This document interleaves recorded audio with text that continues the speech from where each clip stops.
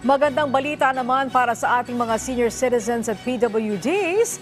Inaprubahan na ng ilang ahensya ng pamahalaan ang bagong Joint Administrative Order na hindi lamang nagpapataas kundi nagdodoble pa ng diskwento para sa naturang sektor. Ang sentro ng balita mula kay Clazel Pardilla live. Angelic, doble na ang matitipid ng mga nakatatanda at may kapansanan. Aprobado na kasi ng Department of Trade and Industry, Department of Agriculture at Department of Energy ang isang Joint Administrative Order na nagbibigay ng mas mataas na diskwento sa mga naturang sektor. Retirado na sa pagiging seaman at tanging sa kanyang pensyon humuhugot ng panggastos ang 67 anyos na si Mang Fred. Kaya mahalaga sa kanya ang 5% senior citizen discount na nakukuha tuwing nag-grocery. May maintenance ako araw-araw. Kaya? Kaya yun, doon na pupunta, minsan yung natitipid ko sa gamot. Ang magandang balita para tulungan ang mga nakatatanda at may kapansanan, pinalaki ang kanilang matitipid.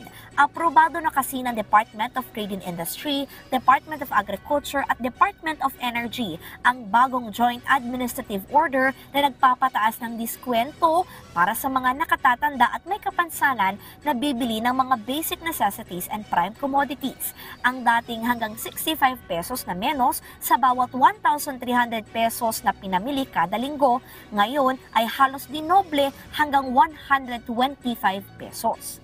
Ngayon, it is 5% of 2,500 per week. So, halos dumoble siya. Tapos, kailangan 4 na items dun sa listahan natin ng basic necessities and prime commodities.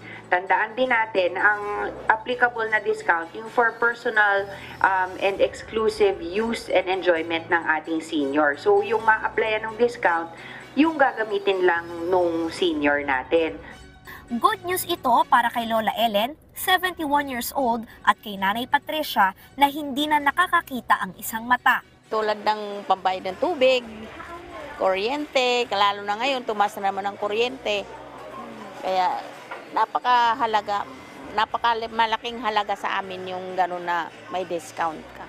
Makakabili na kami ng asukal at saka maintenance ko, number 1 yun. Kailangan madadagdagan. Imbis na 3, magiging 5. Kabilang sa mga produktong pasok sa discount program ang bigas, asukal, tinapay, kape, noodles, pang-ulam gaya ng sardinas, baboy, manok, gulay, LPG at uling. Paglilinaw ng DTI, hindi dapat gawing katwiran ng mga retailer na itataas ang presyo ng mga paninda para bawiin ang diskwento sa mga produkto. Kasi dati, wala yung tax deductibility na 5% discount. Ang report niyang revenues, 100. Dahil nagbigay siya ng 5% discount, 95 na lang. So, bababa yung amount ng taxable income.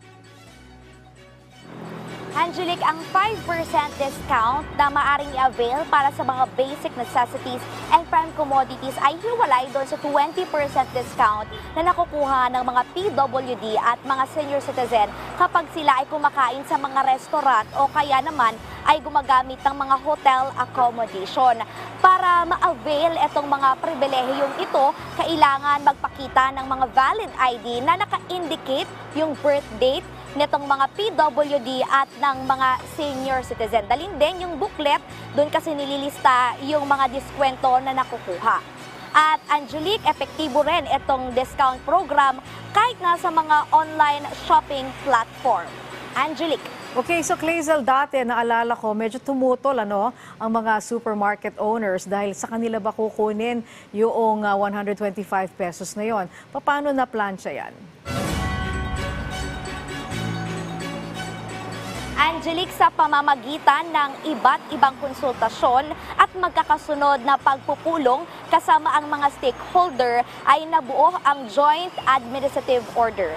Nagkaroon ng konsultasyon hindi lamang sa iba't ibang ahensya ng gobyerno na nabanggit natin, kung hindi pati sa mga retailer at pati na rin sa mga consumer group, lalo na yung mga nasa sektor na grupo ng mga PWD at nitong mga nakatatanda, at nabuo nga itong JAW at once ma-publish sa official gazette, yan ay epektibo na. Pwedeng bukas, pwedeng sa Lunes. Yan ay as soon as possible. Angelique? Kay, maraming salamat sa iyo, Clazel Pardilla.